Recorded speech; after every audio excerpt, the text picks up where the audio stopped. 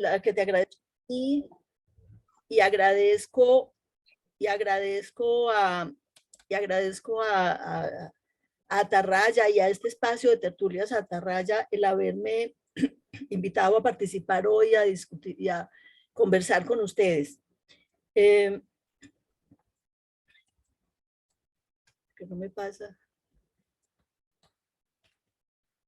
algo que no logro cambiar la diapositiva.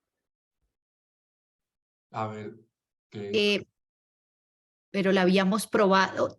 ¿La tienes en modo presentación? Sí. Sí. ¿Qué será, Lilo, que no la deja pasar? No sé, porque ahora la probamos y nos pasó. Sí. ¿Será que, Gloria, te puedo pedir que la cierres y la volvemos a abrir? Bueno, ok. Como para, porque Sí, no se me ocurre.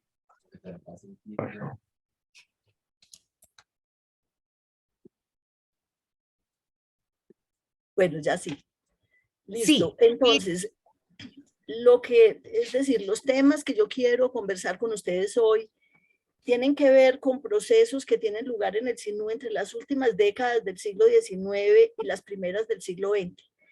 Son procesos que dan lugar a la conformación de la región sinuana, que están constituidos por el paso de una economía basada en la extracción de maderas a la instauración de la ganadería como vocación económica de esta región. Ahora, estos procesos, hago énfasis en procesos económicos, pero asociándolos siempre con procesos sociales y culturales en los cuales yo quisiera hacer énfasis en el día de hoy. El contexto en el que se dan estos procesos es, en primer lugar, y a nivel nacional, interno, ¿cierto?, la tendencia a la integración económica y política del país. El aumento de la población del país que pasó de 1851 a 1913 de 2 millones a 5 millones y medio de habitantes, ¿cierto? Por lo cual se generó, digamos, como una presión sobre las zonas despobladas, sobre los baldíos del occidente colombiano, ¿cierto? Y internacionalmente, el contexto es el de los procesos globales de expansión del capitalismo agrario, en el cual ciertas regiones se especializaron en la producción destinada a la exportación a los países desarrollados. Este proceso de globalización tuvo su auge entre 1870 y 1930 y más o menos, y digamos que de manera general concuerda con el periodo al que me quiero referir hoy. El eje del planteamiento es la hacienda Marta Magdalena.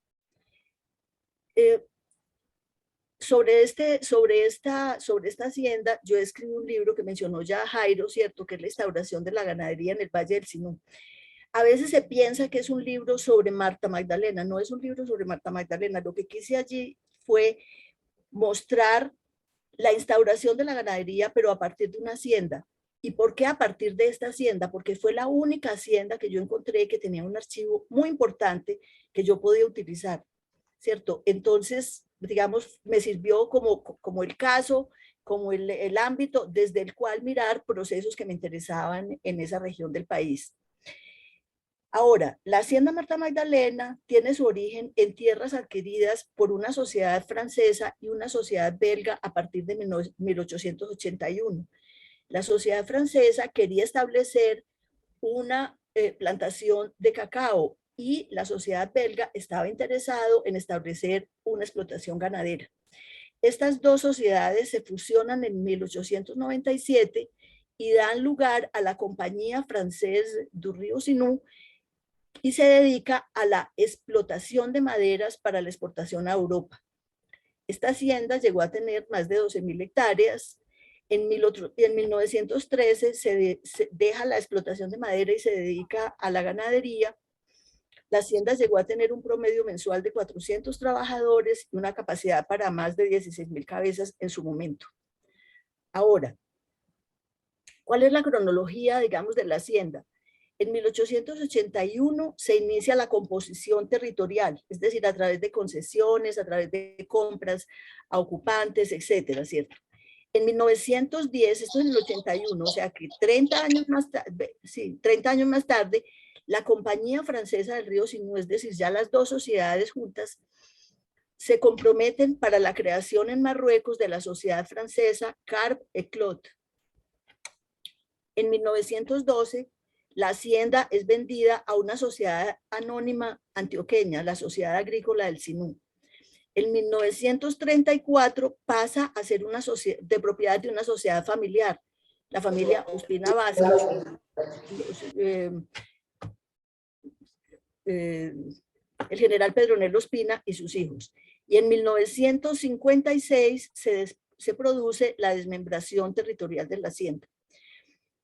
Digamos como un poco al margen, pero les quiero comentar la metodología, es decir, lo que yo voy a comentar hoy surge de investigaciones que yo he realizado a través de la consulta de archivos, fundamentalmente el archivo de Marta Magdalena, que es muy importante, pero también archivos públicos. Y en lo que voy a tratar hoy, voy a utilizar muchísimo archivos notariales en lo que tiene que ver con la creación de sociedades, etcétera, ¿cierto? También archivo fotográfico, van a ver la utilización de un archivo pues, sobre el Sinú muy importante, y también con base en etnografía, es decir, yo en mis investigaciones he combinado, digamos, como el método de la historia, ¿cierto? Pero también la etnografía. Lo que ustedes ven aquí es un documento que es extraordinariamente importante. Desafortunadamente, como él es extraordinariamente grande, no puedo pues presentarlo de una manera que se capte bien. Este fue un plano de Marta Magdalena elaborado a finales del siglo XIX por lo que llamaban allá los franceses, porque siempre se siguieron llamando los franceses, ¿cierto? Está pintado a mano sobre seda, no solamente es un documento muy interesante bajo el punto de vista historiográfico, sino también, pues, digamos, de gran belleza. Por ejemplo, este es un pequeño pedacito del plano. Aquí ustedes pueden ver, pues, porque el plano es extraordinariamente detallado, aparecen los caminos, aparecen los límites, aparecen los recursos naturales, aparece la parte que estaba abierta de la finca, la parte que estaba en bosque, las ciénagas, aquí pues obviamente el río Sinú, ¿cierto? Y digamos aquí, miren este detalle, por ejemplo, huerta, Caño Viejo, ¿cierto? Aquí están cocoteras, huerta de las vacas, huerta de los burros, aquí está el pueblo de Marta Magdalena, aquí estaba la parte, digámoslo, como de la mayoría de la hacienda, con su parque, huerta de los burros, huerta de los caballos allá al lado, etcétera. Pues es un plano con un detalle impresionante que podría, es decir, yo lamento estarlo utilizando solamente en mi trabajo. Esto podría dar lugar, por ejemplo, a ser la base para algún estudio sobre los cambios ecológicos en la región. Esta es una versión digitalizada del plano. Lo que se ve en blanco era lo que estaba en monte, ahí se ven en verde las aberturas, los potreros que se iban abriendo, están todos los caños, las ciénagas, etcétera, ¿cierto? De manera que, bueno, esto les da una idea del espacio, del ámbito sobre el cual estoy hablando. Este es un detalle, esto es ¿cierto? De este mapa, donde dice, se ve, miren que se ve pues la tela sobre la cual se estaba pintando, y esta es una región que la ponen como región de palmeras, que era propicia para el cultivo del caucho, el cacao o los pastos o los potreros, siguiendo los niveles. Es interesante esta observación. ¿Por qué? Porque lo que uno se da cuenta es de que estas personas que vinieron a establecer estas explotaciones en Córdoba, ellos no tenían una idea muy clara de lo que podían hacer allí. Es decir, y ahorita les voy a explicar de qué manera se interesaron ellos en la adquisición de tierras aquí, pero ellos estaban en buena parte como mirando a ver qué podían, a qué se podían dedicar, cómo podían utilizar la tierra, ¿cierto? Vamos a referirnos a esto, la región, extracción y ganadería. Vamos a ver esta relación entre extracción de maderas y ganadería.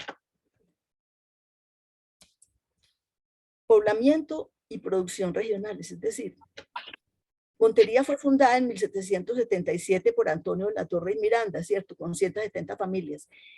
Esto fue en el marco o en el desarrollo de las reformas borbónicas, en las cuales se trataba de reunir la población que estaba dispersa en los montes, especialmente en los Montes de María, en ese trayecto entre Cartagena y el Sinú, pero también, digamos, poder establecer un mayor control sobre esta población que era considerada población suelta y además estimular la producción agrícola. De hecho, se estimuló la producción agrícola cuyos excedentes eran llevados a Cartagena junto con productos de extracción, ¿cierto? Ya para 1839 la región era proveedora de alimentos y otros productos. Es decir, esta región era considerada la despensa de Cartagena, ¿cierto? Ahora, el espacio de Montería hacia el sur estaba prácticamente deshabitado. La exploración forestal.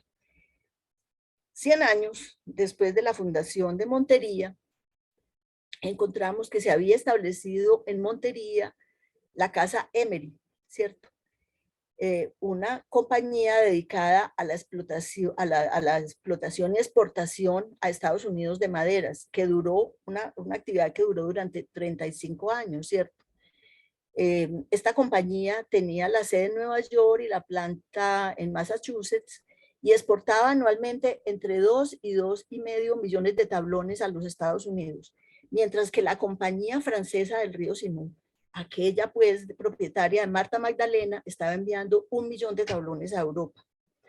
En 1892 se advirtió que las selvas del Sinú estaban a punto de extinguirse por el descuido con el que habían sido explotadas. Ahora, ¿por qué? Bueno, esta explotación de todas maneras va a durar hasta el inicio de la Primera Guerra Mundial, es decir, a principios del siglo las condiciones que el gobierno colombiano pone para la explotación maderera van a cambiar, ¿cierto? Estas compañías van a sentir de alguna manera deterioradas sus posibilidades en la región, pero bueno, y deciden pues cerrar sus explotaciones. Ahora, ¿por qué es interesante o qué interés tiene para nosotros como investigadores estos casos de presencia de sociedades extranjeras? Bueno, pues primero porque fueron una parte constitutiva de esta región, fueron parte constitutiva de esta historia, pero también porque ellas nos muestran la manera como se efectuaba la expansión del capitalismo agrario en América Latina y las incidencias locales que tenía dicha expansión. Además, esos proyectos que voy a examinar en el Sinú nos muestran a qué, nos muestran grupos de europeos insertándose en los procesos de globalización que se estaban desarrollando entonces en el mundo. Y ellos adoptaron una modalidad que era la constitución de sociedades en Europa para extraer productos y riquezas de países colonizados o de territorios lejanos. Y podía ser indistintamente, esos países podían ser indistintamente Colombia o Marruecos, como ya lo mencioné, es decir, la compañía que estaba explotando en el Sinú, cuando decide dejar sus explotaciones en el Sinú, va y se instala en Marruecos, ¿cierto? Pues el esquema era el mismo, pero los países no importaban, es decir, el objetivo era cómo obtener productos en algunos países lejanos o colonizados, como dije, y poderlos enviar a los países pues, metropolitanos, digamos.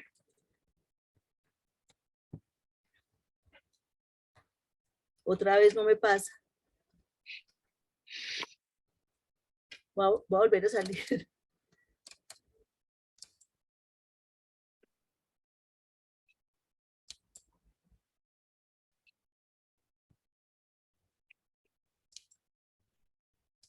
Ay, no.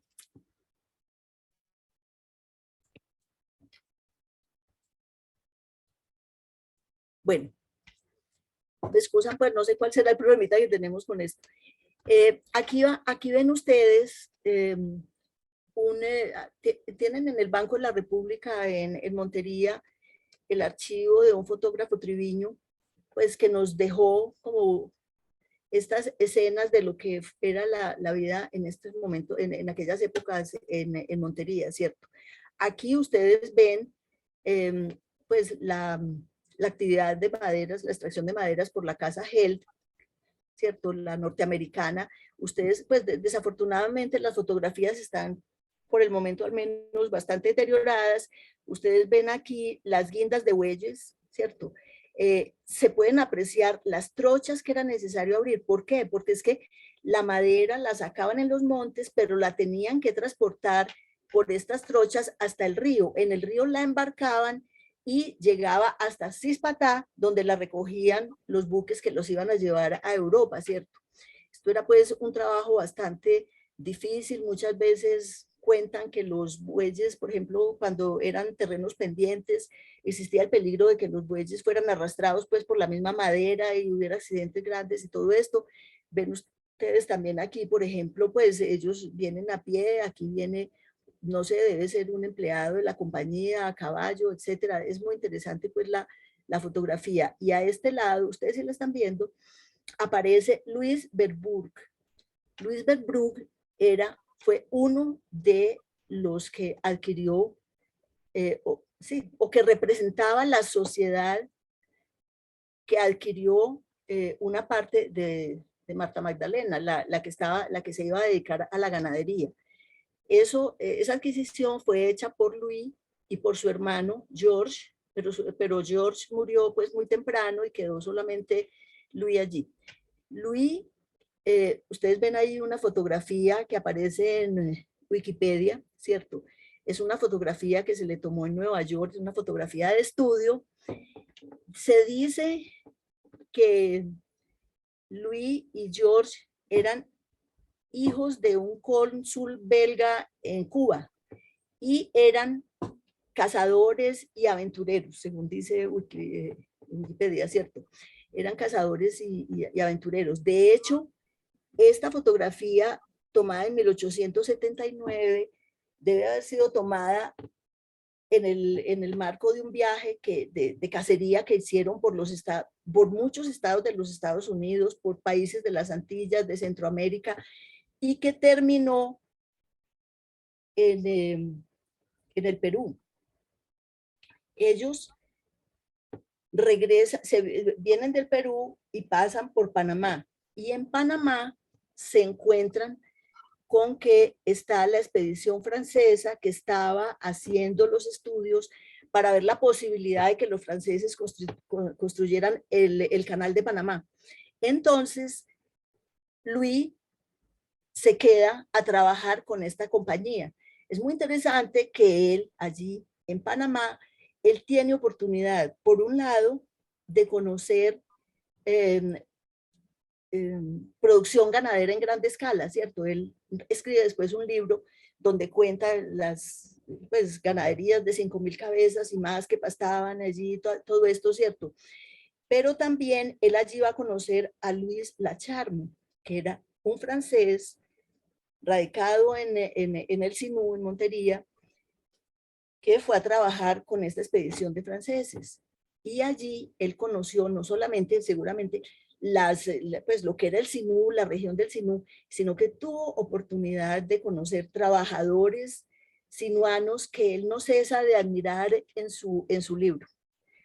Pero miren que es que a mí me llama mucho la atención el tipo de personas que vinieron a hacer esto, porque uno cuando se imagina que vienen a abrir una hacienda para producir ganado, uno se imagina que son ganaderos tal vez que venían a tratar de instaurar esta. No, estos no eran para nada, ya les dije, eran considerados como aventureros, grandes cazadores, etcétera, y además publicaron muchos libros. Aquí ven ustedes las publicaciones de Louis, es decir, un libro de poemas, un libro de pensamientos, como dicen allá, o de variaciones filosóficas, ¿cierto? Y una descripción del Istmo de Panamá para el trazado interoceánico de Luis Napoleón Bonaparte Weiss y de Armando Reclus. Y con su hermano también publicó varios libros, ¿cierto?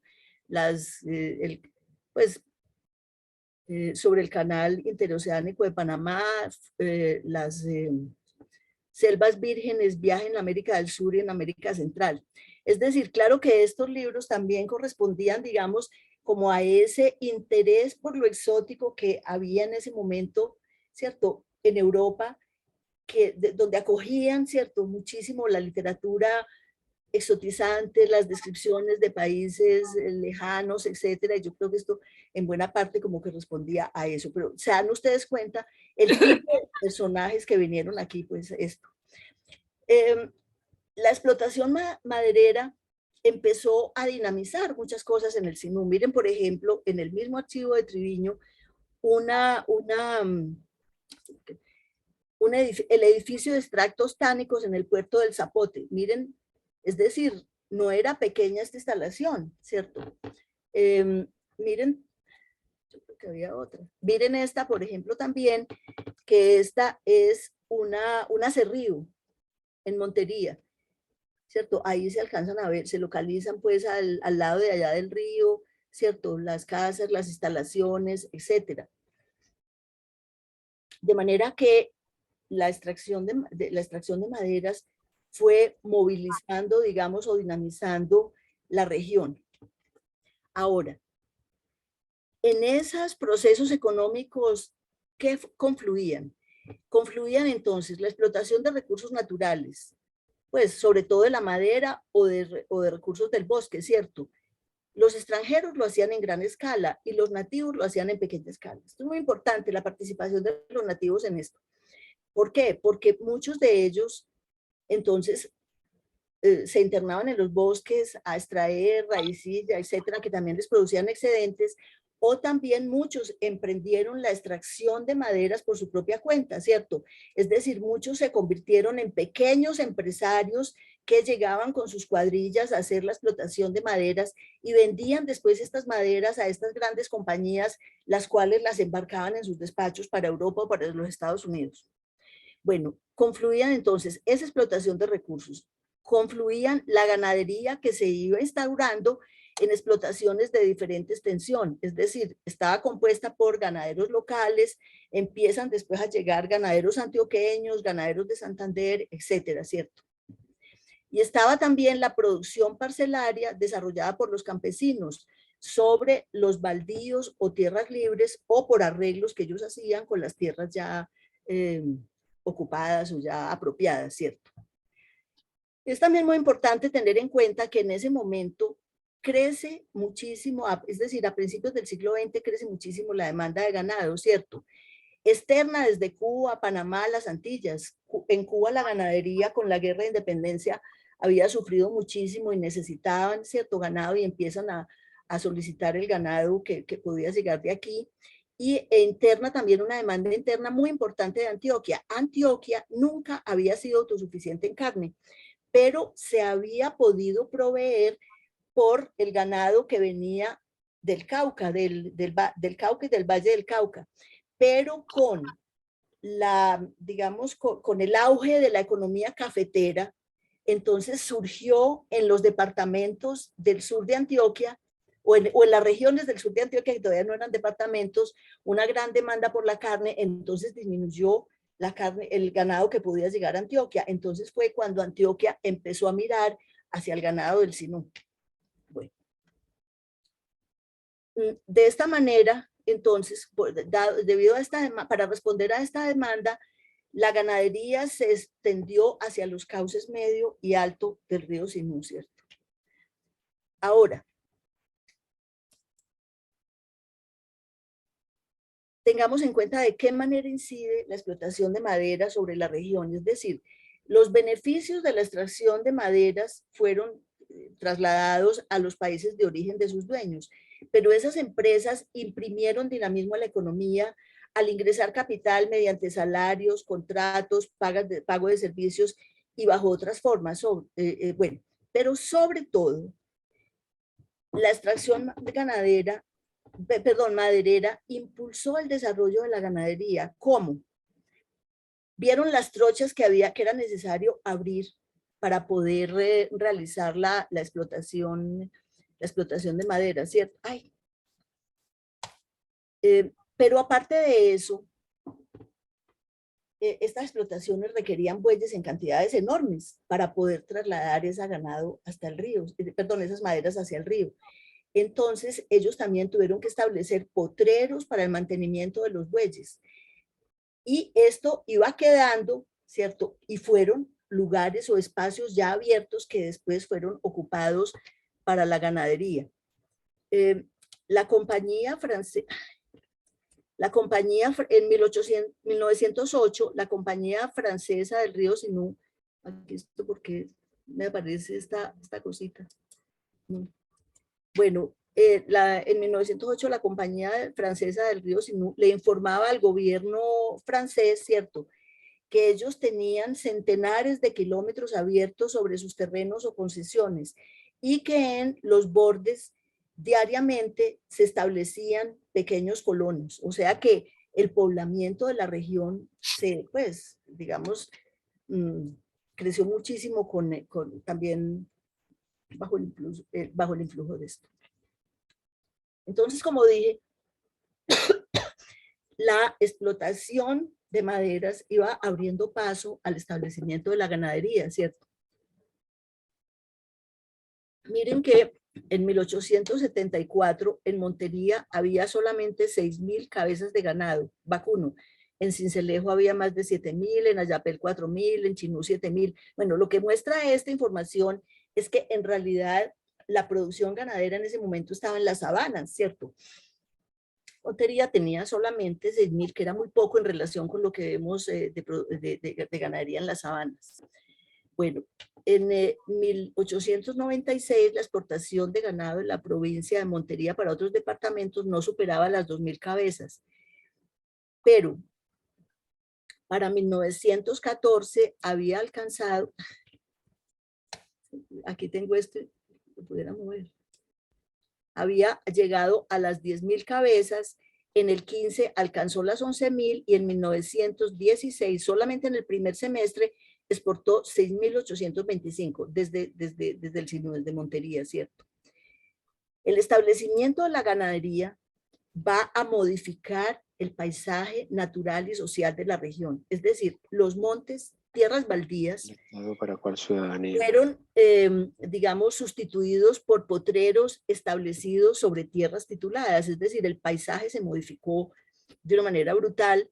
La producción campesina dio paso a la producción ganadera a gran escala y las relaciones patriarcales e igualitarias dieron lugar a un esquema más complejo de estratificación social. También es importante tener en cuenta que con la ganadería van surgiendo una cantidad de negocios conexos, por ejemplo, el alquiler de pastos, la comercialización de ganados, la compra y venta de propiedades rurales, curtido de pieles, fabricación de productos lácteos, bueno, etcétera, productos veterinarios, etcétera, etcétera. Es decir, también desde aquí se va dinamizando, digamos, la economía. Ahí tienen una fotografía del ganado de la época, también una fotografía de Triviño, que el ganado que después va a ser sustituido por el ganado cebú, después de muchas discusiones incluso con el gobierno nacional. Ahora, la ganadería no era una actividad tan simple como tiende a pensarse, es decir, hay muchos mitos alrededor de la ganadería. Yo en el libro que escribí, que es no sé si ahí lo pueden ver, el libro sobre la expansión de la ganadería, pues, es decir, mis conclusiones son, en buena parte, digamos, que se han establecido muchos mitos alrededor de este tipo de producción. El mero hecho de que la ganadería articule distintos tipos de producción y de explotación hace que no sea solamente un asunto de latifundios y que la actividad ganadera se vincule con distintos sectores económicos y que incluye agentes diferenciados. Ahora, la ganadería también tenía sus propias dificultades, ¿cierto? Es decir, las dificultades del transporte, dada prácticamente la inexistencia de medios de comunicación. Piensen ustedes que traer el ganado desde Montería hasta Medellín, por ejemplo, tomaba 42 jornadas, ¿cierto? Entonces, pues bueno, eran dificultades enormes, aparte de los efectos de los fenómenos climáticos, pues que eran muchas veces incontrolables, plagas crecientes, etcétera, ¿cierto? Era difícil. Es decir, lo que yo pienso es, ¿cómo lo veo yo? Es decir, en ese momento la ganadería era la única, tal vez la única, el único tipo de explotación económica, digamos, que pudiera establecerse de manera empresarial, capitalista, etcétera, en esa región, ¿cierto? Dadas las limitaciones del medio ambiente. La gente tiende a pensar, cuando uno ve el Sinú, ¿cierto? Como hay tanta feracidad, la gente tiende a pensar que eso es como inexistencia de limitaciones a la producción, pero realmente las limitaciones eran enormes. Es decir, por ejemplo, en Marta Magdalena, con frecuencia uno encuentra los informes de los administradores contando la hacienda estaba completamente inundada, se habían perdido los potreros, las reses era tratando de salvarlas de que se ahogaran llevándolas a las tierras más altas, etcétera. Y esto no era solamente en esta hacienda, en todas partes.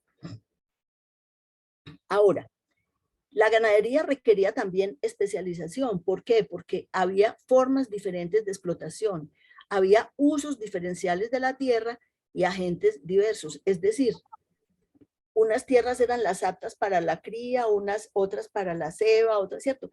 Entonces, bueno, todo eso hay que tenerlo en cuenta y participaban agentes muy diversos.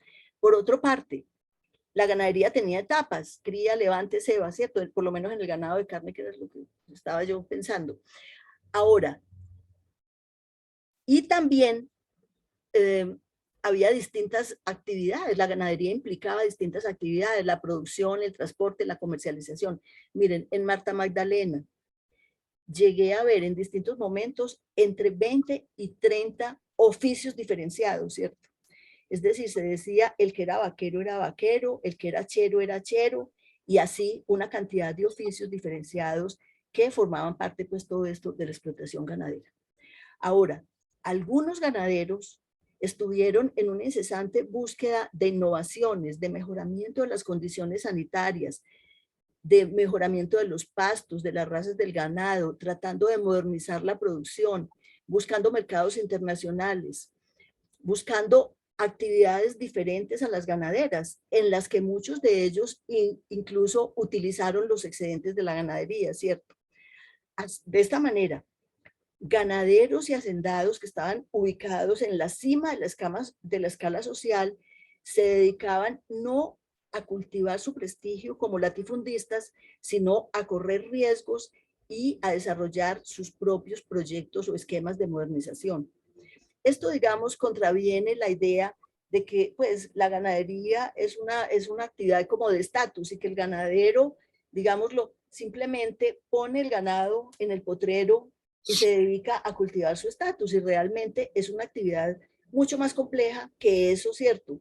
Y muchos de los ganaderos que había en Córdoba en ese momento estaban como empresarios, corriendo riesgos, ¿cierto? Y tratando de buscar otras alternativas productivas. Bueno, el caso es que la ganadería constituyó el motor de la economía, jugó como factor identitario y fue el eje alrededor del cual giró la sociedad sinuana. Simultáneamente, los ímpetus empresariales de importantes ganaderos del Sinú y Cartagena los llevaron a asociarse con compañías extranjeras para acometer proyectos de gran envergadura y riesgo. Los más destacados fueron la explotación petrolera y el intento por exportar carne en canal desde el puerto de Coveñas, es decir, la creación del packing house que todos ustedes seguramente conocen, ¿cierto? La exploración de petróleo. Desde finales del siglo XIX, es decir, desde 1890, Manuel Burgos y compañía, más Diego Martínez y compañía, más Prisciliano Cabrales, iniciaron la explotación entre el río Sinú y el mar Caribe y hallaron petróleo y gas natural. En 1908, Diego Martínez, que además fue una persona obsesionada con la explotación petrolera, fundó con inversionistas cartageneros y sinuanos una refinería de petróleo, es decir, se importaba petróleo de los Estados Unidos para traerlo a Cartagena. En 1903, entre el 13 y el 14, con miras a las exploraciones, los socios colombianos tomaron posesión de numerosas minas, cuyos títulos fueron expedidos por el gobernador de Bolívar a nombre de Diego Martínez y compañía de Cartagena, Diego Martínez y compañía de Lorica, Manuel Burgos y compañía de Verástegui y Prisciliano Cabrales de Montería. En 1914, en Verástegui, se creó la Sociedad Compañía de Petróleo y Carbón del Sinú y Sabanas, de Carlos Bellojín Burgos, Prisciliano Cabrales y Miguel R. Méndez, con Diego Martínez Camargo como director. El capital inicial fue de $200, pero al año siguiente ascendió a $1 millón de dólares. Ellos estaban asociados con la compañía explotadora de petróleo, la Casa Americana o Standard Oil, ¿cierto?, de Nueva York, y la sociedad belga Brach, compañía que representaba además a una compañía británica. Estos, pues, hicieron estas compañías para efectuar las exploraciones petroleras en el Sinú desde 1915. Esto les muestra a ustedes, digamos, la actividad de estos empresarios, ¿cierto? Las conexiones que tuvieron que establecer, el trabajo que suponía buscar estos socios extranjeros que vinieran a invertir en la región. Sin embargo, en 1916 la Standard abandonó las exploraciones sin atender los reclamos de los socios sinuanos. En 1924 también otra compañía interrumpió las exploraciones que había emprendido en San Andrés de Sotavento. El general Prisciliano Cabrales atribuyó la retirada de las empresas al espíritu chauvinista que existía entonces, aduciendo los problemas y despojos que la Standard producía donde quiera que se establecía. Fue su explicación. Pero también otros investigadores que han mirado el asunto de la exploración petrolera también han atribuido, digamos, a las políticas gubernamentales, ¿cierto?, del momento, pues como la retirada pues, de estas empresas. En todo caso, a pesar de las grandes expectativas que había suscitado y los esfuerzos por desarrollarla, la exploración de petróleo en el Sinú se interrumpió. Y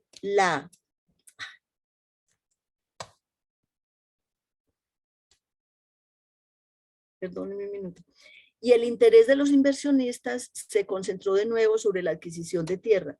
Es decir, en 1928, los antiguos socios de las mayores compañías de explotación lograron, digamos, formalizar en Montería la propiedad sobre 14.000 hectáreas de tierras baldías. Es decir, volvió otra vez el interés por la tierra después de esto. Aquí ven ustedes algunas imágenes que les muestran, ¿cierto?, escenas de este tipo de actividad, los ingenieros de la Standard o el martinete de la Standard en la hacienda Belén. El Packing House de Coveñas. Este fue otro gran proyecto, ¿cierto?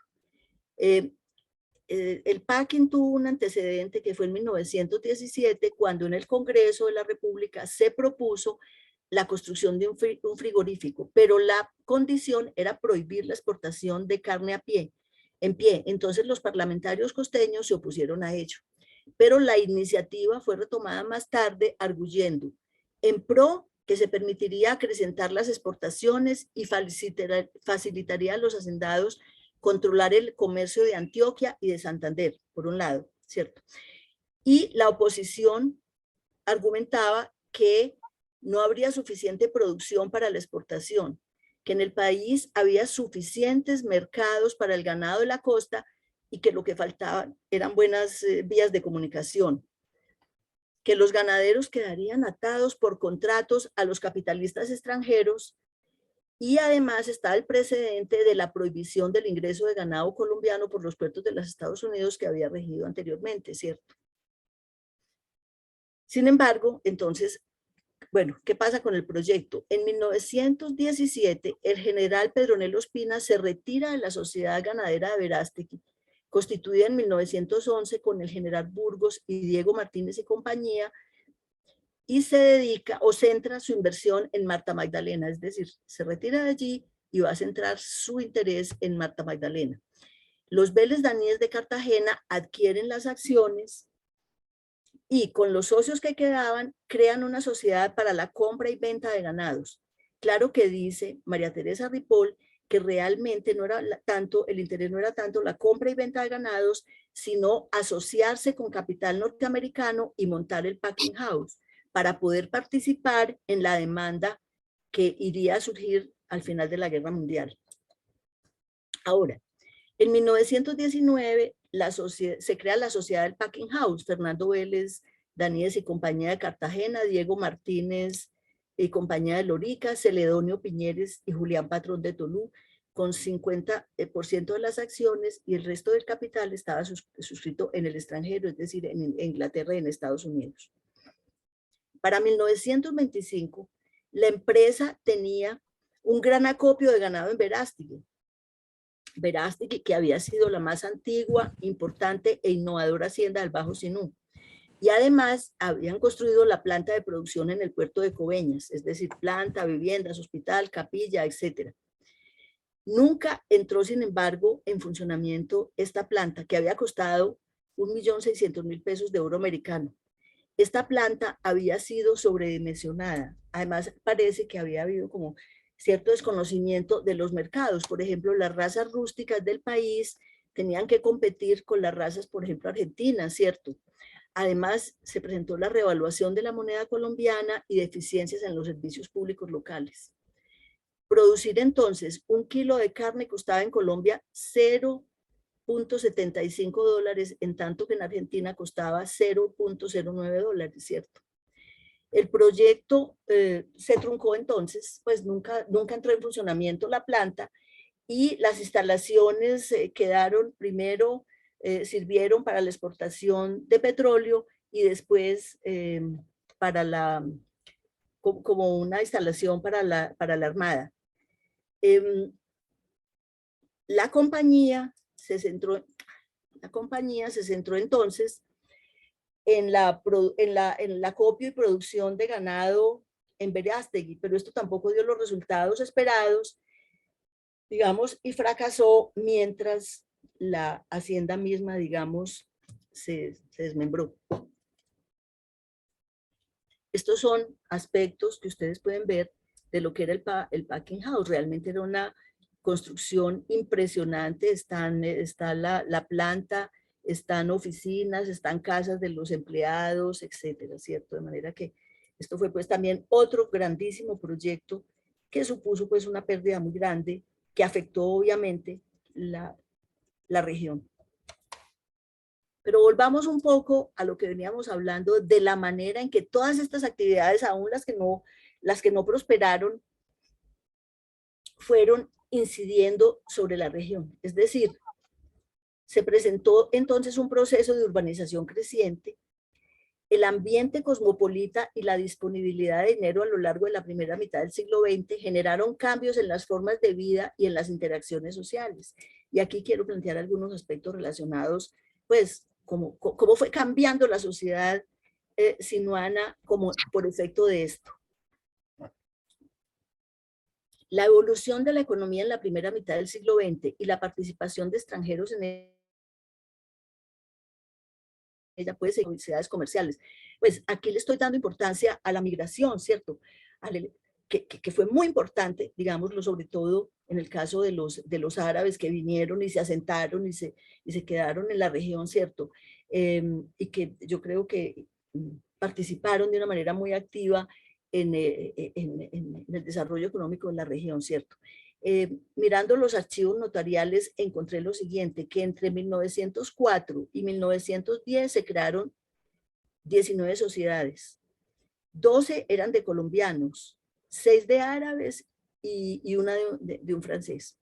Ahora, ¿para qué estaban dedicadas estas sociedades? Para la compra y venta de mercancías y frutos del país, había 8, para la ganadería, incluyendo el comercio ganadero, había 5, para negocios en general había 1, cultivos de caña y derivados 1, y atención de potreros 1, y sin información 3, ¿cierto? Pero veamos cómo va evolucionando esto. Entre 1911 y 1920 se crearon 48 sociedades, 36 de colombianos y 12 de árabes.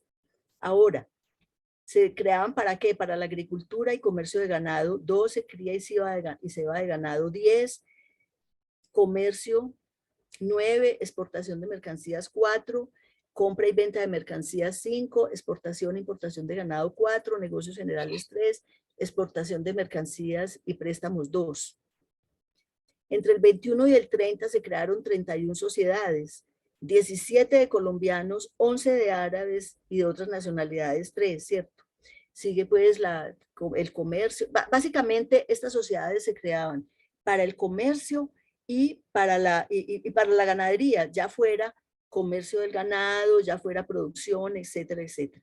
Ahora, obviamente, toda la actividad ganadera no está reflejada en estas sociedades, porque no todas las haciendas, no todos los productores, pues, establecían sociedades para efectos de la producción, pero sí es muy importante, digamos, lo que estas cifras nos pueden mostrar.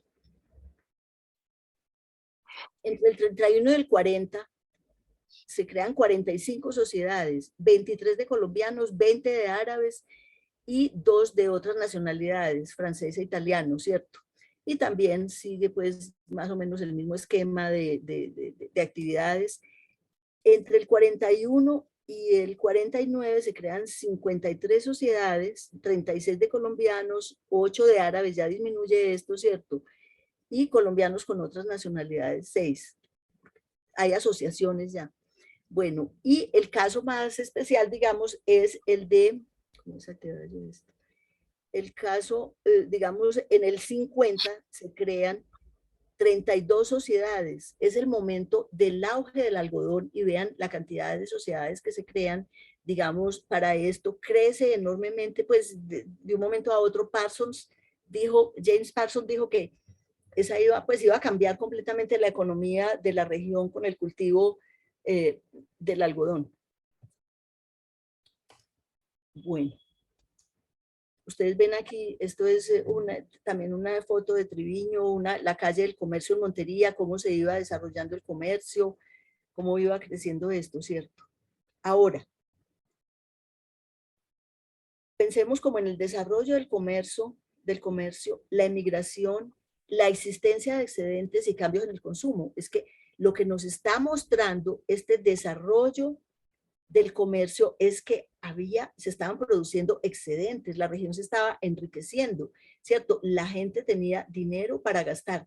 Miren cómo se va, es decir, el impulso al comercio y la migración. En el periodo extractivo, que podríamos llamar así, es extractivo, las últimas décadas del siglo XIX y la primera del XX, la mayor parte de los comercios que se establecen, como ya lo vimos, son para la introducción de mercancías extranjeras y compra y exportación de frutos del país, como caucho negro, pitas, azaparrilla, raicilla, etc.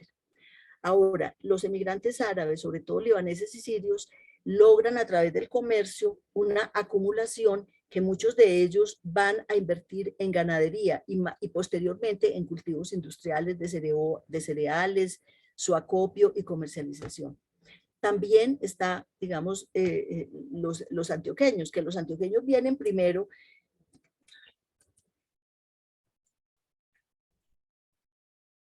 Llegan primero grandes inversionistas, es decir, vienen los Ospina, vienen los Echavarría, vienen los Aldarriaga, vienen casas comerciales de Medellín que ven la posibilidad de hacer inversiones en el Sinú y llegan así, pero después detrás de ellos llegan muchos otros tipos de personas, es decir, ellos traen sus propios administradores de hacienda, ¿cierto?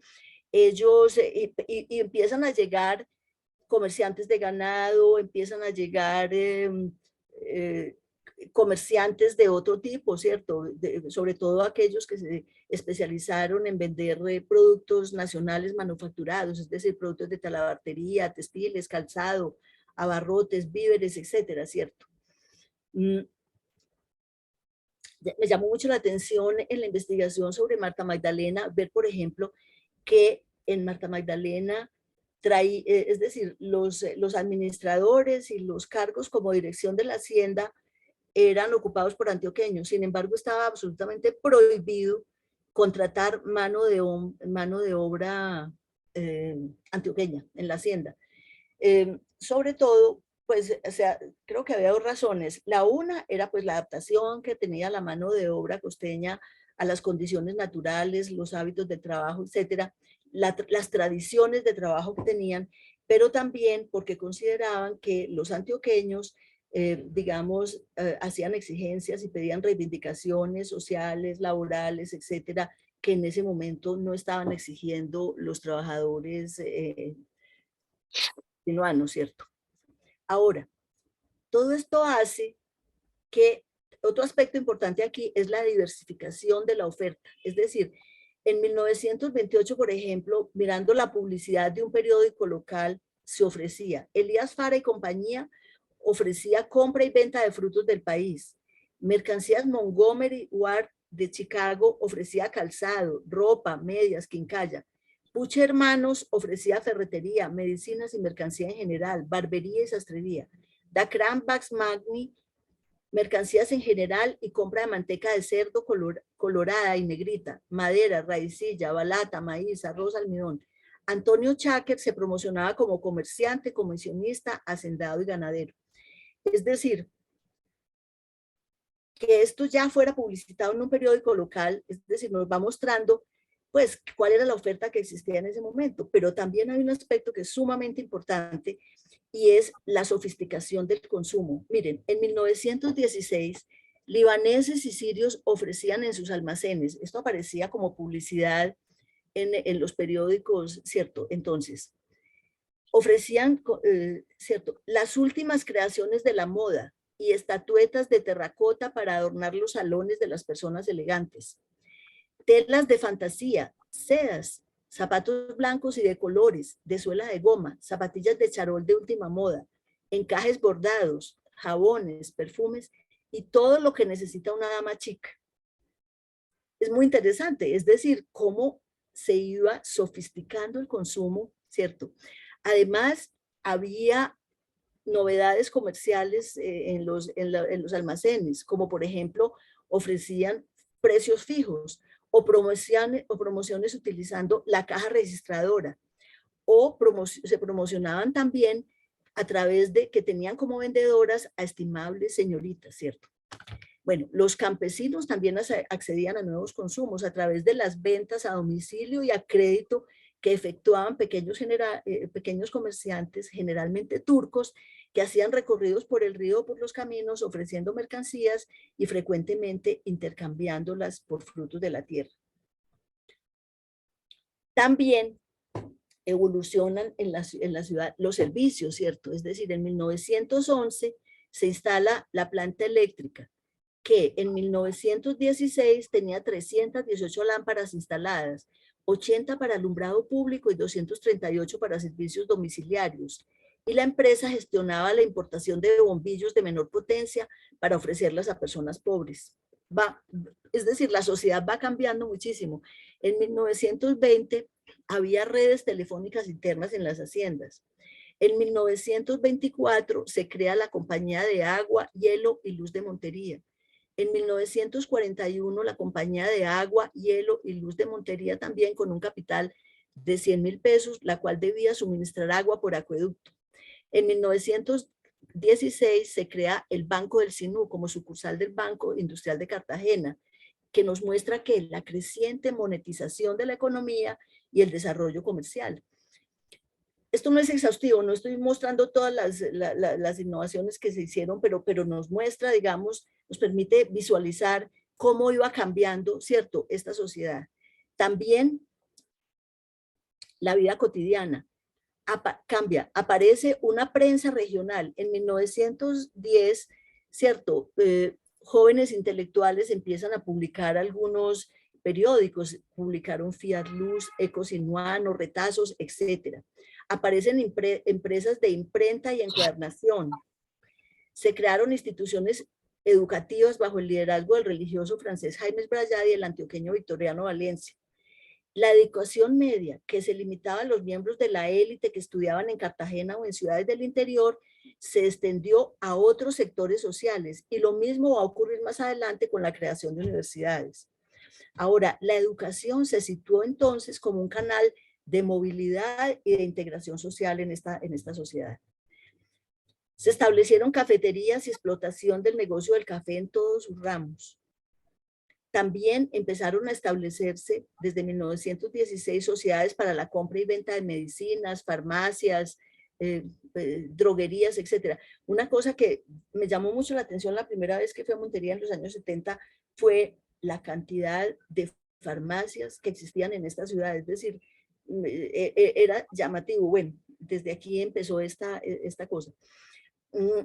Compañías urbanizadores iniciaron proyectos de construcción de vivienda, incluso en sectores populares del sur. Jaime Esbrayat menciona los barrios Panamá y Miraflores, ¿cierto?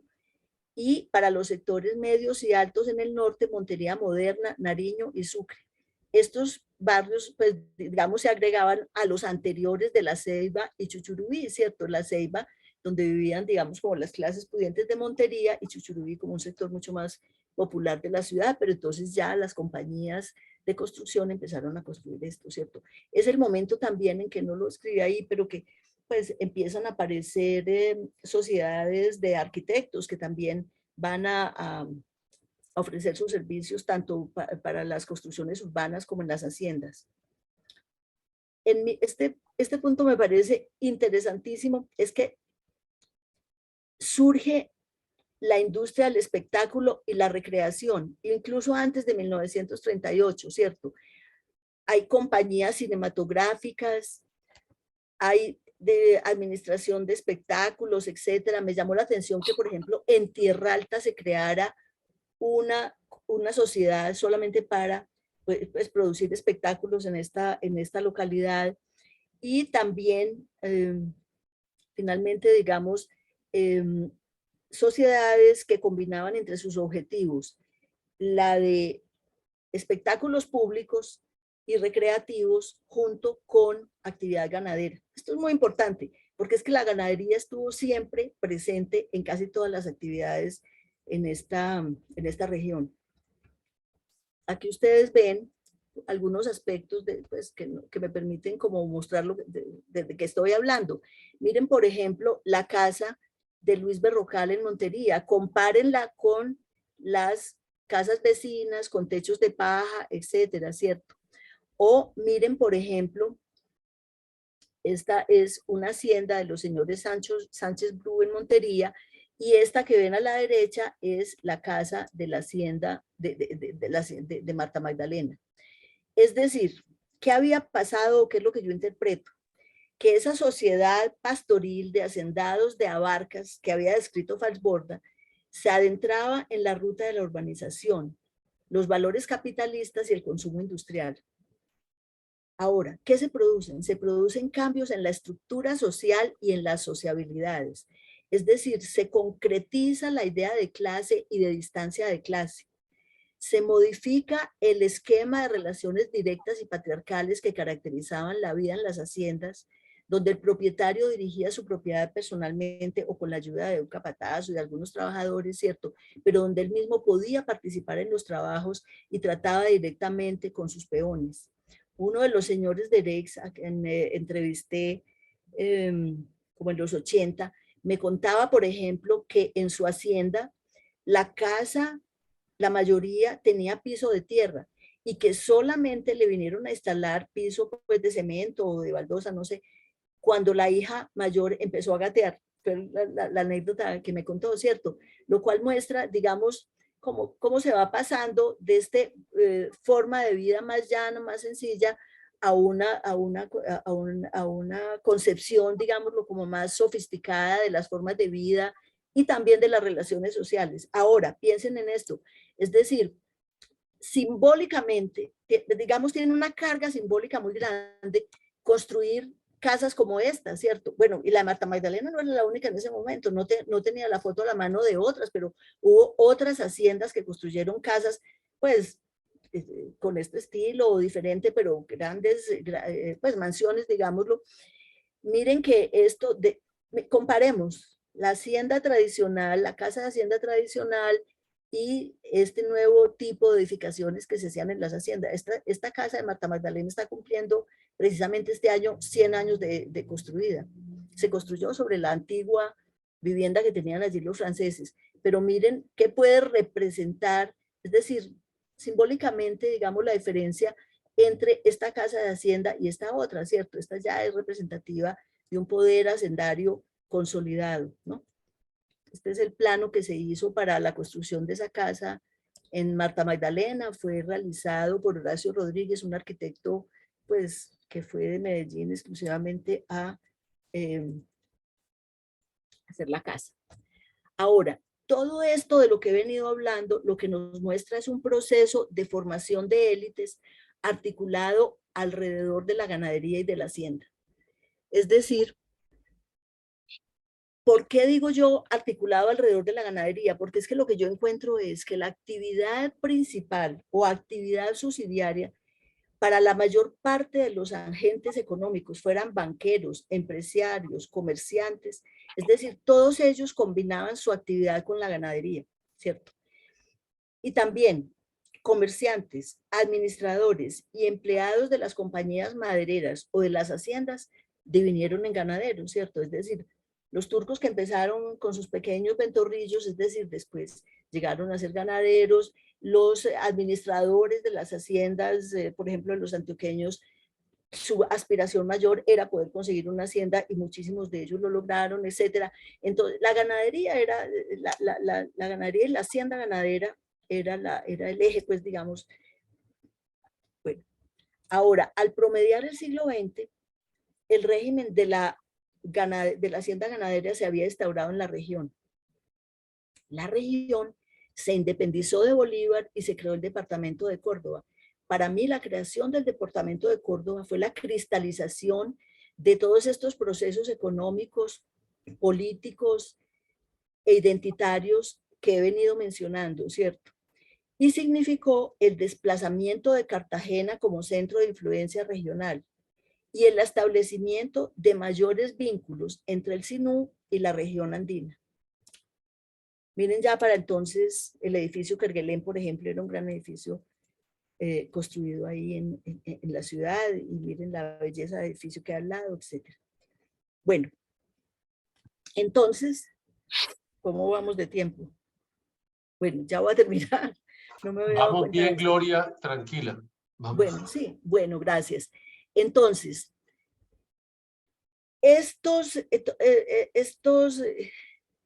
todo esto que he venido hablando, estos procesos que he venido mostrando, van a inducir cambios en las interacciones sociales, sobre todo, y me voy a referir solamente a dos aspectos, el distanciamiento y la distinción.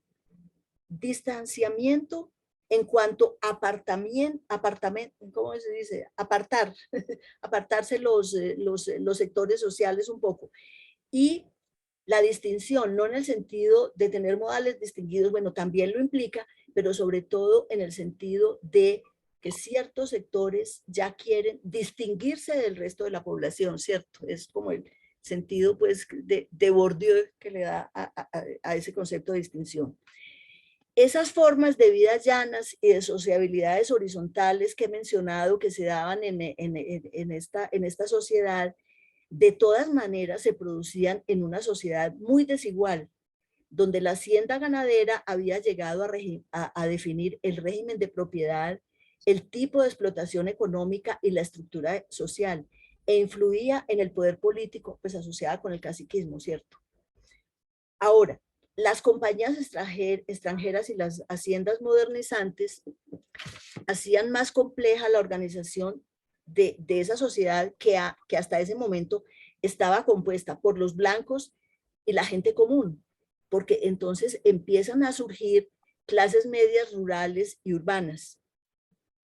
En las empresas también pasa algo, es decir, el patrón, el blanco, es sustituido por una persona jurídica, es decir, no había un patrón exactamente cuando hablamos de haciendas como Marta Magdalena y como muchas otras, sino que era una persona jurídica, era la Sociedad Agrícola del Sinú, por ejemplo, o la Sociedad Francesa, bueno, lo que fuera.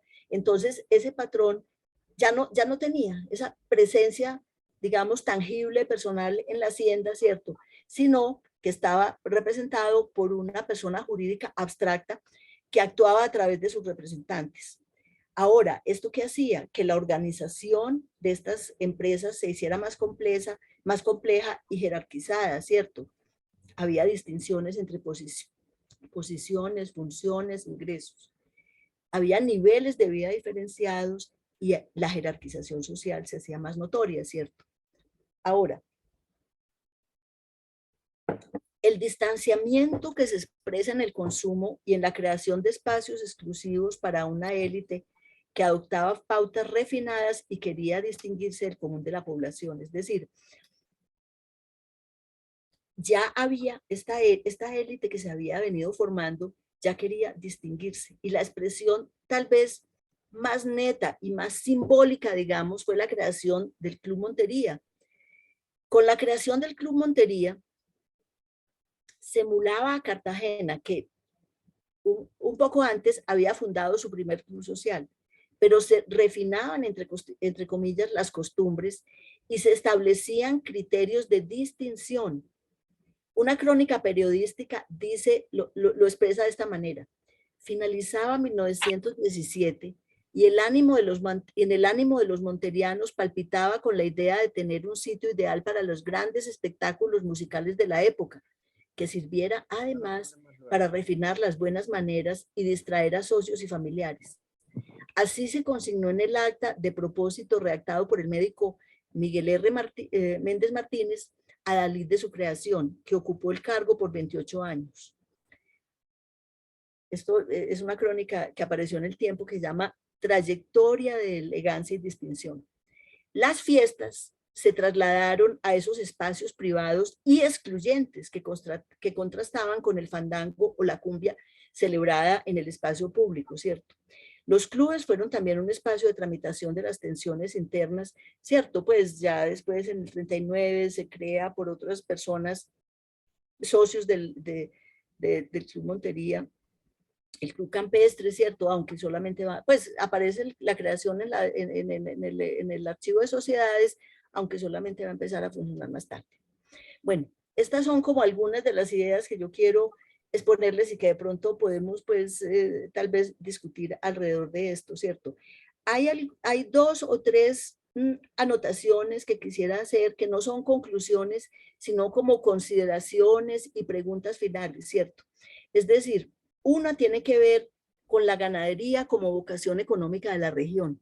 Es decir, ya lo dije, ¿cierto? Debido a las condiciones geográficas, sociales, a la actividad extractiva pues, de maderas que se desarrolló previamente, al desarrollo histórico de la ganadería en regiones aledañas, Tolú, Monpós, las Sabanas, etcétera, ¿cierto?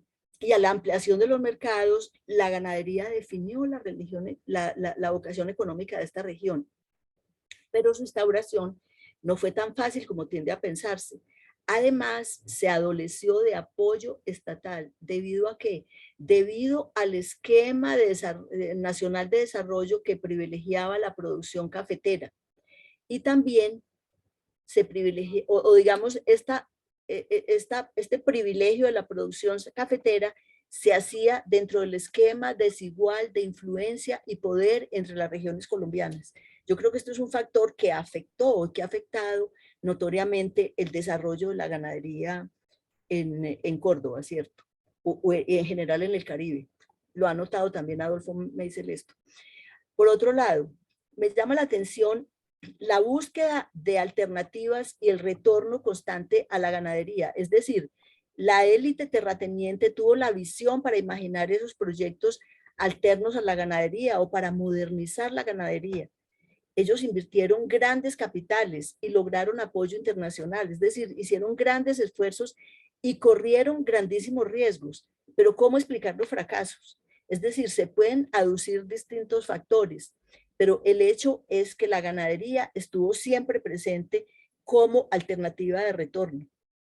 Pero habría que preguntarse qué pasó, ¿cierto? Por otro lado, digamos una consideración sobre, por ejemplo, sobre Marta Magdalena y las SAS. Es decir, Marta Magdalena me llama la atención porque nunca los dueños de Marta Magdalena se mostraron inclinados a involucrarse en los proyectos de sus pares locales. Es decir, y fueron permanentemente invitados a participar en la explotación petrolera, en el packing house, etcétera, y ellos se abstuvieron de esto. Por un lado, ellos tenían un elemento a su favor, que era el control que tenían sobre la feria de ganados de Medellín, ¿cierto? Es decir, en términos de la comercialización del ganado era muy importante, ¿cierto? Pero sin embargo, entonces yo creo que ellos se dedicaron fue a hacer una producción tradicional, ellos no tuvieron como esas inspiraciones modernizantes que tuvieron los ganaderos sinuanos, ¿cierto? Pero entonces, tradicional, pero tratando de hacerlo eficiente. Y el caso es que un negocio como ese, ¿cierto? Fue, pues, digamos, rentable, por lo menos, y sus tasas, ¿cierto? Y sus tasas de rentabilidad fueron comparables con las de otras inversiones reconocidas como muy rentables en el país, por lo menos hasta el 45, pues, que es donde que seguí yo bueno. Ahora, otra pregunta que me hago, ¿qué pasó con la élite conformada en los procesos que hemos analizado? Tengo una hipótesis, pero la lanzo así, pues digámoslo como un poco arriesgadamente, ¿cierto? Y es que la élite social y económica que se conformó no logró encarnar los intereses regionales, excepto para la creación del departamento. Es decir, y en eso influyeron diversos factores, es decir, la estructura social, la estructura política, el rumbo que tomó la economía, etc. Y lo que yo veo es que se estableció una escisión entre los intereses de la clase política, representada pues en individuos y familias que asumieron la política como profesión o actividad prioritaria, una decisión entre ellos y los ganaderos y propietarios rurales que empezaron a resentir el desinterés de aquellos, ¿cierto?, por la actividad ganadera. A mí un dirigente ganadero muy importante de Córdoba me dijo una vez, en el Consejo de Montería tienen más poder los matarifes que los ganaderos. Era una manera de expresar cómo pues esta no oposición, pero esta falta de confluencia, digamos, en cuanto a los intereses. Y ahí yo veo, digamos, como un proceso antagónico con el que Bayard llama la asimilación recíproca de las élites, es decir, la manera en que en una sociedad se produce la fusión y la conformación de élites. Y aquí lo que veo yo es que se produjo más bien como una discreción, sí, una separación de las élites y que de pronto eso les impidió, digamos, como adquirir la fuerza y la hegemonía necesaria pues para poder tener una influencia mucho más contundente en la región. Bueno, yo dejo aquí y si quieren discutimos un poco algunas de estas ideas, quiero oírlos. Mil gracias, Gloria Isabel, por la presentación llena de documentos históricos muy valiosos y sobre todo de actividades empresariales que animan mucho para pensar en el presente y en el futuro pues, de la región. Y quisiera abrir el micrófono para que quienes quieran expresar alguna idea o alguna pregunta a ti, Gloria, o a la audiencia lo puedan hacer en este momento. Adelante, por favor, quien quiera intervenir. Hay una mano, Jorge. Adelante, Jorge, por favor. Gloria, muchísimas gracias por esta fascinante presentación que nos has hecho. Realmente aprendí muchísimo de la historia del departamento. Tengo una pregunta primero. ¿Tú estás vas a sacar una nueva versión del libro? Te respondo, estoy intentándolo, ¿cierto? Porque, es decir, después de la publicación del libro, que además la edición está agotada y mucha gente pues lo está reclamando, ¿cierto? Pero pensé que podría ser interesante incluir en una nueva edición alguna información que he encontrado después, por ejemplo, mucha información sobre quiénes fueron esas personas que se dirigieron al SINU, por ejemplo, hacer más énfasis en todo esto que he hablado sobre el desarrollo regional, hacer más énfasis también en el desarrollo de la ganadería en la región, ¿cierto? Es decir, darle como mucho más espacio a eso. Estoy trabajando en eso, pues ya casi está listo, pero no he pensado todavía en edición y en esas cosas. Lo estaré esperando ansiosamente. Tengo algunos comentarios y unas preguntas. En cuanto a la calidad de la carne del packing house, mejor dicho, el packing house, en un artículo que Parsons hizo para la Caja Agraria, pero que nunca se publicó, perdón, Parsons dice que la gente del packing house mandó muestras de la carne a Londres y que allá les dijeron que habían clasificado la carne del packing house en el 5º nivel, más bajo. O sea que la carne no era de muy buena calidad. Si no tienes, yo tengo una copia de ese trabajo y si lo necesitas, ¿no? Te agradecería enormemente porque no lo Sí. conozco. Sí, es un trabajo mucho más largo que él después resumió y publicó en una revista de geografía, pero esa parte de la carne él no la menciona en el trabajo publicado. Yo creo que los paisas, esto es un comentario, porque los paisas no apoyaban todas las iniciativas de los ganaderos de Córdoba para exportar, porque a los paisas no les convenía que se exportara el ganado. Es decir, ellos preferían que se les vendiera el ganado y así pagaban un precio mucho menor. Entonces, ellos no nos iban a ayudar a que ese ganado se exportara. Pero te tengo otra explicación de por qué en parte la ganadería tampoco se desarrolló hacia afuera. Fue el proteccionismo tan grande que se dio en Colombia. Bueno, Colombia fue muy proteccionista desde la época de los españoles, pero en el siglo XIX, después de Florentino González, cuando Florentino González fue ministro de Hacienda, después de él, nadie quiso, es decir, el proteccionismo imperó y eso se acentuó enormemente con digamos, en el año 1930, por ahí cuando se pusieron unos aranceles altísimos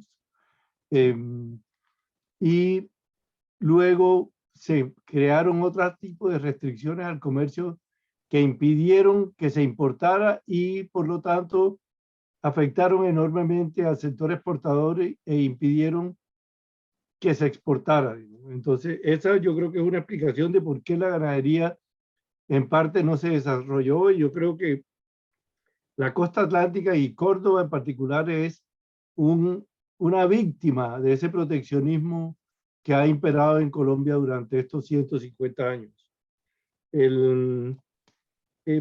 Ya dos preguntas ahora. Los datos, todos esos datos, tienes una serie de tiempo de esos datos desde 1800 hasta 1950, por ejemplo, de cuántas reses se iban para Medellín, cuánto tiempo se demoraban, digamos, si los tienes por años y si eso fue cayendo, no cayendo, y cuál era el peso de los animales, te lo pregunto para formarme una idea, si es posible formarse una idea de lo que era realmente el costo de los costos de transporte, que evidentemente eran la razón principal. El ganado era el único producto que aguantaba esos costos de transporte tan altos, porque Claro. era el único que se podía transportar porque se autotransportaba. Esa es mi hipótesis de por qué se desarrolló la ganadería. Entonces, ¿por qué fue posible desarrollar la ganadería? Porque podía llegar a un mercado más grande por el hecho de que se podía autotransportar ese producto. Y la otra, ya estos no son comentarios, sino la pregunta es, ¿quiénes se oponían y apoyaban la exportación de ganado? Ya yo te dije mi respuesta, pero no sé, tú no lo dices ahí en tu presentación. ¿Quiénes se oponían a la exportación de ganado y quiénes la apoyaban? Allí no lo mencionas. No, yo creo que la fuente que consulté no especifica exactamente qué personal, ¿cierto? ¿Qué personas se oponían? Solamente se da las razones de los que se oponían y las razones de los que la apoyaban, ¿cierto? Pero, por ejemplo, pues yo sí tengo, es decir, lo que tú dices, Jorge, ¿cierto? Siempre los dueños de la Sociedad Agrícola del Sinú, es decir, estos antioqueños, porque no sé si todos, no se interesaron en la exportación. Solamente una vez estuvieron examinando una propuesta que les hicieron de exportar ganado, creo que era al Perú, llevándolo por Panamá, pero ellos desistieron de esa oferta que parecía ser muy buena porque dijeron, nosotros no tenemos experiencia en este tipo de transporte de ganado, ¿cierto? Y entonces no quisieron involucrarse en eso. Pero de resto, aunque ellos seguían, ¿cierto? Con muchísimo interés las exportaciones que hacían los ganaderos sinuanos y estaban siempre pasando información. Los administradores que vivían en Montería, ¿cierto? Estaban siempre recogiendo información, quién está exportando, a cómo, bueno, todo esto. Pero sin embargo, ellos pues no consideraron esto y ya tú lo dijiste, es decir, había un control sobre el precio del ganado en la feria de Medellín, por un lado. Es decir, es que el negocio cambió fundamentalmente para los antioqueños cuando se abrió la carretera entre Montería y Medellín. Es decir, y yo me acuerdo haber leído en la correspondencia, ¿cierto? Donde decía, Medellín se está inundando de ganado, está llegando ganado por montones y me imagino que en ese momento bajó mucho el precio del ganado, ¿cierto? Entonces es eso. En cuanto a lo que dices de la calidad del ganado, te agradecería mucho el artículo de Parsons, ¿cierto? No lo conozco ese, pero sí, tienes toda la razón. Es decir, ese ganado, miren, una anécdota. Cuando yo fui a hacer mi doctorado en Francia, el profesor, pues le dije que quería trabajar sobre la expansión de la ganadería en una región y todo. Cuando le dije, me dice, ¿cuál era la raza de ganado? Cuando le dije que era cebú, ¿cierto? Él no lo podía creer, él me va contestando, pero es que ese es un animal de circo, ¿cierto? Ellos no concebía, ¿cierto? Un francés, pues, francés, pero él no concebía que eso pudiera ser un ganado de carne, ¿cierto? Entonces, sí, imagínate lo que puede haber producido, pues, el examen de estas razas. Ahora, es verdad también lo que dices, es decir, el único producto viable para una producción capitalista en ese momento seguramente era el ganado, ¿cierto? Por lo que ya notaste, se transportaba por sí mismo a pesar de las dificultades del transporte que no eran pocas, al ganado había que ponerles zapatos, ¿cierto? Les ponían unos zapaticos para que subiendo por los caminos, sobre todo cuando había lluvia, se les tendían como a podrirse las pezuñas, es lo que tiene el ganado, ¿cierto? Y entonces les tenían que poner ajo dentro de unos zapaticos y curarlos. Eso era un trabajo enorme, ¿cierto? Que es más, cuando empecé a trabajar esto dije, ¿por qué la gente en Antioquia tenía que comer carne, cierto? Pues era tan difícil el transporte y la cosa, pero bueno, así fue. Sí, bueno, y en cuanto a las series de datos, no las tengo aquí a la mano, pero en el libro, pues todo lo que pude recoger de series de datos están en el libro de la Hacienda, ¿cierto? Sí, no, yo lo tengo. Ahora, después de esta charla voy a ver si me pongo a leerlo ahora sí. Bueno, muchísimas gracias. Adelante, Alberto. A ti. Buenas tardes, ¿me escuchan? Sí, perfecto. Sí. Cordial saludo, doctora Gloria. Buenas Un tardes, placer Alberto. saludar al doctor Jorge García, que tenía tiempo no verlo. Para mí es un gran honor este cordobés que nos acompañe, de verdad que sí. Para mí pagó la tarde. Yo quisiera hacer 3 apuntes. Yo soy médico veterinario de profesión y me he desenvuelto 45 años en el sector agropecuario en Córdoba, egresado de la Universidad de Córdoba. Y estoy creando una tendencia un poco novedosa en el término de estudiar hacer la historia de la ganadería en Córdoba, pero no mirando la historia que el hombre ha escrito o que ha descrito en el territorio, sino qué ha hecho la vaca en el territorio. Porque como yo soy médico veterinario y no investigador de historia, entonces yo me dediqué fue a buscarle la traza a la vaca para tener un poquito de más pertinencia en lo que estoy haciendo. Y tengo 3 apuntes para ustedes, para el análisis. El doctor Jorge García tocó para mí un tema sumamente importante y siempre he sostenido mi hipótesis de que a los antioqueños nunca les interesó el packing house. Y estoy estudiando en términos económicos el tema porque ese es uno de mis segmentos de estudio. Y lo sé porque cuando yo fui sugerente del Fondo Ganadero en la década de los 80 a los 90, porque me he desenvuelto en el sector, Miren lo que pasó con el frigorífico Carnes del Sinú, que terminó en manos de los antioqueños cuando nosotros nunca pudimos hacer exportaciones importantes, producto de que a ellos se les estaba dañando el precio en la feria de Medellín. Entonces, ahí hay un tema sumamente importante y la doctora pregunta cómo los cordobeses hemos afrontado los fracasos. Yo me atrevo a decir con mucha seguridad que parte de nuestro fracaso obedecen a que el epicentro de negocio de la carne no está en Córdoba, sino en Antioquia, y ellos son los que manejan el precio. Cuando yo estuve mirando el tema de la vaca en el Sinú, alguna vez me hice esta pregunta. La doctora habla de la carretera que se construye en la Troncal de Occidente en 1956, aproximadamente 55, 56. Anteriormente existían los caminos padreros. Entonces yo me preguntaba, hombre, ¿por qué razón se demoraban 45 días con pérdidas de 45 o 60 kilogramos por res?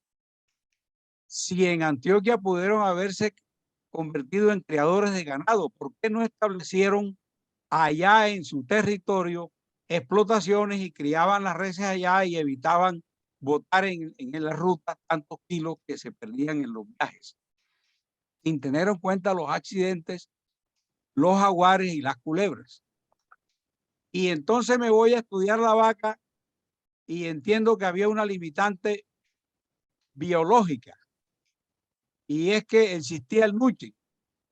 El nuche nunca permitió que una vaca subiera después de los 1200 metros sobre el nivel del mar. ¿Por qué? Porque era presa fácil de los problemas de mosca, de garrapata, que transmitían básicamente esta enfermedad. Eso lo dejo como análisis de reflexión. Y cierro con esto. Algún día me puse a leer la biografía de Miguel R. Méndez, porque lo tengo referenciado como el hombre más representativo de la cultura sinuana y cordobesa. Y me encuentro con él un detalle sumamente interesante, porque él era suegro de Mundo López y yo tuve la oportunidad de tertuliar muchas veces con el Mundo López sobre la vida de su suegro, y me decía tres cosas que me dejaron dando vuelta y que se las dejo para la reflexión. Primero, el Club Cartagena lo crea Miguel R. Méndez y lo crea con 20 ganaderos, y de los 10 primeros ganaderos que están en la lista, todos eran del Sinú y de la Sabana, porque eran los que tenían el capital, porque eran ganaderos que movían ese recurso.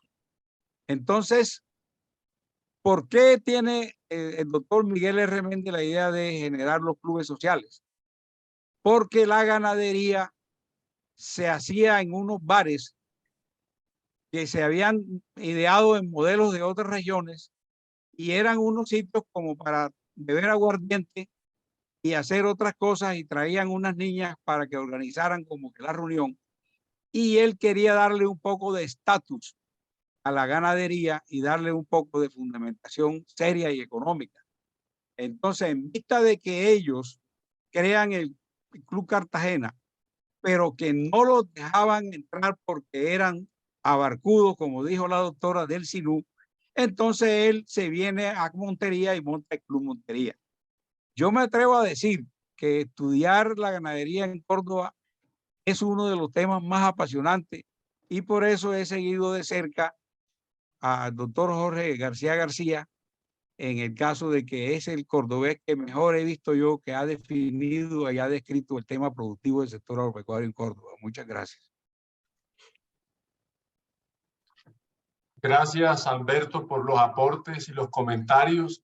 ¿Alguien más quiere comentar algo? Tenemos un par de minutos antes de cerrar. Si hay alguna intervención adicional. Yo quiero hacer una pequeña anotación. Obviamente que en Antioquia no era posible desarrollar la ganadería que se desarrollaba en el Sinú, ¿cierto? Es decir, piensen nomás las tierras. Los antioqueños siempre consideraron al Sinú como tierra de promisión, ¿cierto? Es decir, fueron deslumbrados por las tierras del Sinú, y por eso decidieron invertir y tratar de desarrollar una ganadería en esa zona, ¿cierto? Bueno. Gloria, nuevamente muchísimas gracias. Como decía al abrir la sesión, la costumbre en Atarraya es iniciar y terminar a tiempo esta sesión. Ha sido muy interesante. Quisiera agregar un comentario de cierre y es, llama la atención cómo en la época a la que tú te referías también hubo una importancia del sector de energía, del sector de la minería inclusive, y hoy nuevamente ese es un sector que está despertando interés y actividad en Córdoba, como lo demuestran las actividades relacionadas con el gas, por ejemplo. Entonces, creo que dejas una reflexión muy interesante para el grupo sobre la vocación emprendedora en el departamento y sobre el rol de lo que tú llamas las élites académicas y empresariales, ojalá locales, pueden desempeñar en el futuro. Quiero nuevamente, Gloria, agradecerte en nombre de la Fundación Atarraya por tu generosidad y por tu tiempo, por esta tan interesante intervención. A los participantes también expresarles nuestra gratitud por su acompañamiento esta tarde y desearles desde ahora lo mejor en este cierre de año. Hoy es la última tertulia de este año de Atarraya. Reanudaremos estas actividades en el mes de enero, Dios mediante. Para todos nuestros mejores deseos, al igual que para sus familias, y que el 2023 traiga muchas cosas positivas para todos. Mil gracias, Gloria, y feliz noche a todos. Gracias, a Jairo. ustedes. Gracias a Muchas ustedes. gracias, Muchas Gloria. gracias. Muy querido, muy buena estuvo. Gracias. Gracias a todos. Chao. Feliz noche. Gloria, muchas Hasta gracias. luego. Gracias. Feliz Gracias. noche. Hasta luego. Adiós, chao.